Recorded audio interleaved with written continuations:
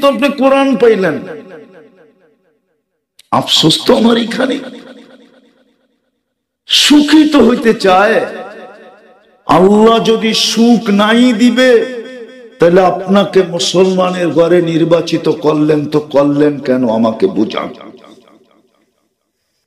মুসলমানের জন্যই তো সব অঙ্গীকার ছিল। আমি এর আগে যা শুনাইলাম বাঙ্গা বাঙ্গা শব্দ, হায়াতান তাইয়্যিবা, এটা তো মুসলমানের জন্য ছিল। আমি যে শুনাইলাম উলাইকা লাহুমুল আমান, নিরাপত্তার চাদর দিয়া ঢাকা রাখবো, এটা তো মুসলমানের জন্য ছিল। কিন্তু আফসোস তো এখানেই, শুধু দুটা তো না, বলতে গেলে সারা রাত্র আমাকে বলতে হবে। আমি শত না কয়েক শত আপনাদেরকে দেখাইতে পারি যে অঙ্গীকার ছিল, কিন্তু সুখ নাই কেন? মুসলমানের ঘরে অস্তিত্ব দিলেন বিদায়, ইঙ্গিত ছিল যে সবকিছু তোমার জন্য, আমিও তোমার জন্য, আমার সবকিছু তোমার জন্য। এই জন্যই তো বলছিলেন কুনলি কামা উরিদ আকুল্লাকা কামা তুরিদ, আমি যেমন চাই এমন করে দেখা, তুই যেমন চাবি আমি তেমন করে দেখাবো। নাইলে আপনি মনে করেন জমিনে বসে সূর্য হ্যাক করে কি করে? আরে বলেন না, কোন বিজ্ঞান আর কোন যুক্তিতে এটা বুঝে আসে যে অগ্নিগিরিকে ইশারা করলে পিছে যায়? এটা কোন যুক্তি দিয়ে বুঝাইতে পারবেন আপনি আমাকে? কোন প্রযুক্তি দিয়া? যুক্তি, প্রযুক্তি, কোন বিজ্ঞান, কোন শিজ্ঞান দিয়ে আপনি বুঝাইতে পারবেন আমাকে যে অগ্নিগিরিকে ইশারা করলে কোথায় যায়? আমি তো কবর দেখে আসছি তমিমে দাঁড়িয়ে রাদিয়াল্লাহু তাআলা আনহু। তা আমি বলতেছিলাম তমিম, সেলুট তোমাকে, সালাম তো দিলাম, একটা সেলুটও দিই তোমাকে। তোমার হাত দুইটা রেখা গেলে আমাদের ফায়ার সার্ভিসের প্রয়োজন হইতো না, হাত দুইটা কেন নিয়ে গেলা? কি প্রয়োজন হইতো ফায়ার সার্ভিসের? যেখানে আগুন ওইখানে তমিমে দাঁড়ির হাত, আগুন নিভতে বাধ্য। আপনি বুঝান কোন যুক্তিতে, কোন যুক্তি দিয়ে আপনি আমাকে বুঝাবেন? আল্লাহ তো বলছে কুনলি কামা উরিদ আকুল্লাকা কামা তুরিদ, আমি যেমন চাই তেমন করে দেখা, তুই যেমন চাবি আমি করে দেখাবো। তো চাইতেছে অগ্নিগিরি আমার হাতের ইশারার পিছে যা, তো চাইতেছে বাচ্চার মতো। ওই পাহাড় এখনো মদিনায় আছে, চলেন আমি দেখায় দিব। আবার বলে গেছে লা তাখরুজি ইলা ইয়াউমিল কিয়ামা, কিয়ামতের সকাল পর্যন্ত বাহির হবি না। আমি তো কবরে যেয়ে বলছি তোমার কবর কই? টিউনিসিয়া লিবিয়ার বর্ডারে। আর উনি মদিনা মুনাব্বারার পাহাড়কে বলে গেছে কিয়ামতের সকাল পর্যন্ত বাহির হবি না। আচ্ছা বাহির হইলে উনি কি করবে? আমার মনে হয় উনি বলছে আমি যত দূরেই থাকি না কেন, এইবার তো হাতের ইশারায় তোকে আবদ্ধ করছি, আবার বাহির হলে কিন্তু লাথি মারতে মারতে আবদ্ধ করবো, বাইর হোস না। অগ্নিগিরি যাদের কথা মানে, মুসলমান হিসাবে তো নির্বাচিত করলেন সুখ দেওয়ার জন্য। ওলামা বলুক সুখ কার জন্য? শান্তি কার জন্য? নিরাপত্তা কার জন্য? ইজ্জত কার জন্য? সম্মান কার জন্য? কোরআন হাদিস তো বলে মুসলমানের জন্য। কিন্তু প্রশ্ন তো এখানে ইসলামের ছাপ কতটুকু? ইসলামের ছাপই যদি হইতো তাইলে এই আওয়াজ কেন একটু পরে পরে শুনতাম? অথচ সিগন্যাল তো দিলেন আল্লাহ 2013-তে বাংলাদেশে 31st নাইটের পরের দিন 7.8 ভূমিকম্প বাংলাদেশে আসলো, কিন্তু কোনো বিপর্যয় ঘটলো না, কেননা সিগন্যাল ছিল। তো সিগন্যালে কোনো বিপর্যয় ঘটে না, সতর্কবাণী ছিল, এই জন্য কোনো বিপর্যয় হয় নাই। কালকে যদি বিপর্যয় হয় কি করবেন? কি করবেন? আর্মি আদালতে যায় কেস করবেন? না সুপ্রিম কোর্ট, না হাইকোর্ট, না র্যাব, না পুলিশ, কোন জায়গায় করবেন?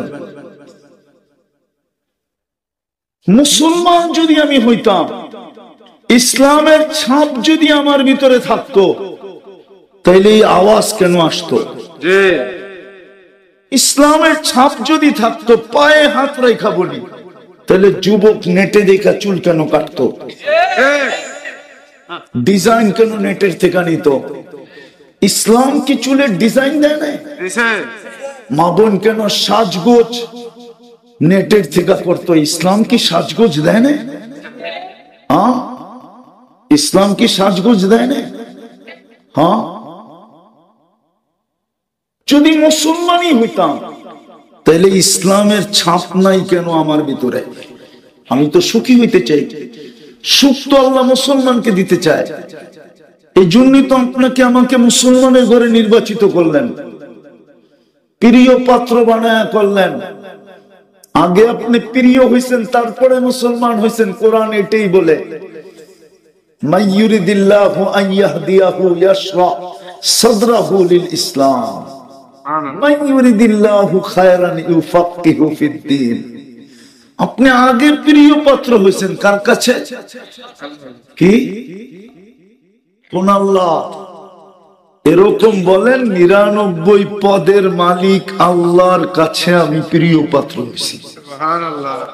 দুনিয়ায় সামান্য পদস্থ মানুষের কাছে প্রিয় পাত্র হওয়ার জন্য সারা দিন দৌড়াইতে থাকে। আমরা তো সচক্ষে দেখি, সারা দিন দৌড়াইতে থাকে শুধু একজন সামান্য পদস্থ মানুষের কাছে প্রিয় হওয়ার জন্য।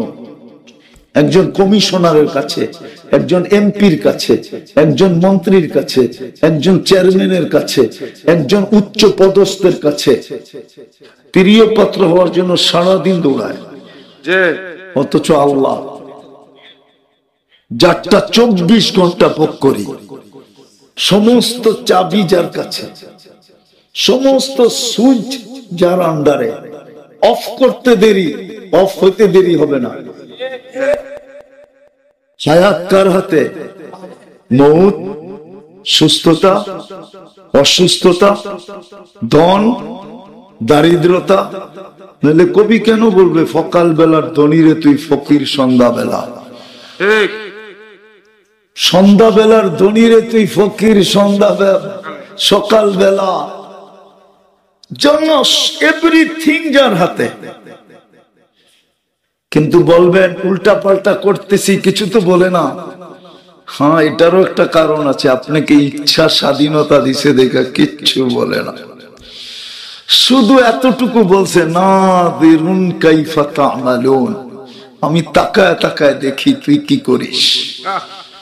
দ্বিতীয় বলছেন, ফান্তাযিরু ইন্নী মাআকুম মিনাল মুনতাযিরিন, সীমারেখার অপেক্ষায় থাক, আমিও তোর সাথে অপেক্ষা করতেছি। তাহলে আল্লাহর মতো সত্তা, রফা সামা বিগাইরি আমাল, যে কুটি ছাড়া আকাশ দাঁড় করায় দিল, বাসাতাল আরদা আলা মাইল জামাত, যে পানির উপরে জমিন বিছায়া দিল, ও জাআলাল জিবালা আওতাদা, যে পাহাড়কে প্যারাক বানায় দিল, ওই আল্লাহ। হ্যাঁ, আজরাল বিহার ওয়াল হানা বিআমরি, যিনি সমুদ্র, মহাসমুদ্র, নদী নালা শুধু হুকুম দিয়ে প্রবাহিত করলেন। ওয়াদা আমরুহু আলাস সামাওয়াতি ফাস্তাকাল্লাত, হুকুম আকাশে রাখতে দেরি, স্থির হইতে দেরি হয় নাই। ওয়াদা আমরুহু আলাল আরদি ফাস্তাকাররাত, জমিনের উপরে রাখতে দেরি, দৃঢ় হইতে দেরি হয় নাই। ওয়ালজাল জিবালি ফাআরসাত, পাহাড়ের উপরে রাখতে দেরি, প্যারাগ হইতে দেরি হয় নাই। ওয়ালাল জিবালি ওয়াল আউদিয়াতি ওয়ালাল বিহারি ওয়াল আউদিয়াতি ফাজারাত, নদী নালা সমুদ্র মহাসমুদ্রে রাখতে দেরি, প্রবাহমান হইতে দেরি হয় না। ওয়ালা সাহাবি ফাআমতারাত, মেঘের উপরে রাখতে দেরি, ঝুমঝুমায় পড়তে দেরি হয় না। ওয়ালাল উয়ুনি ফানাবাত, পাহাড়ের উপরে রাখতে দেরি, ঝর্ণা ফাইটা বাহির হইতে দেরি হয় না। সুবহানাল্লাহ। ওই আল্লাহ আপনাকে ইচ্ছা স্বাধীনতা দিচ্ছেন, এই জন্য আপনি নড়তে পারেন, চড়তে পারেন। এই জন্য যুবক দামি যৌবন পাওয়ার পরেও ইচ্ছা মতো চলতে পারে, নাইলে ওর বাহাদুরির উৎস কি? বলো, যুবকের বাহাদুরির উৎস কি? যৌবন। যৌবন না থাকলে